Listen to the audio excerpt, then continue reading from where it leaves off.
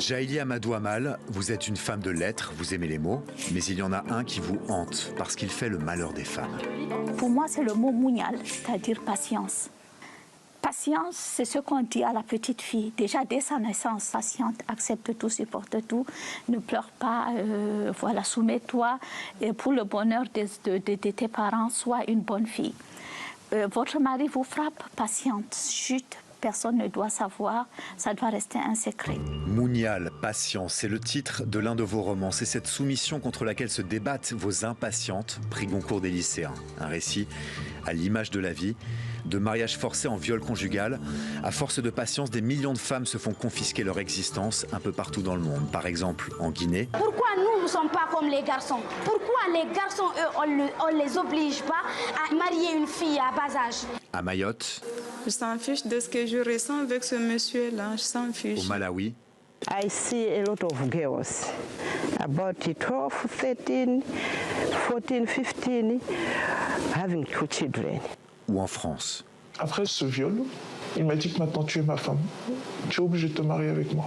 Plus personne ne voudra de toi. Ce fut votre histoire aussi, dans le nord du Cameroun. Mariée de force, vous aviez 17 ans, il en avait plus de 50. J'ai été mariée, donc la preuve que je n'étais pas si forte que ça. Le mariage forcé, c'est pas comme on le voit souvent dans les mauvais téléfilms où on prend la fille, on lui dit mais voilà, vous allez partir en mariage et tout, et elle pleure. Elle se débat, c'est pas ça. En fait, c'est pas la persuasion. On vous persuade que c'est pour votre bien. De ce mariage et du suivant, avec un homme polygame et violent, vous vous en émanciperez pour sauver vos enfants. Je me suis juste posé une question, celle qui m'a donné le courage de partir.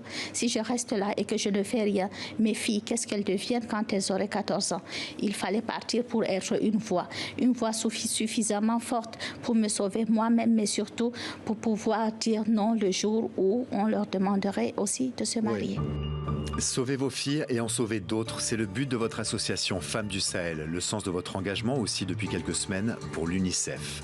Semez les graines de l'impatience et de l'insoumission, celles qui ont grandi en vous avec vos premières lectures. Vous dites que la littérature peut changer le monde, mais pour cela, Djaïli Amadou Amal, il faudra sans doute vous armer de patience.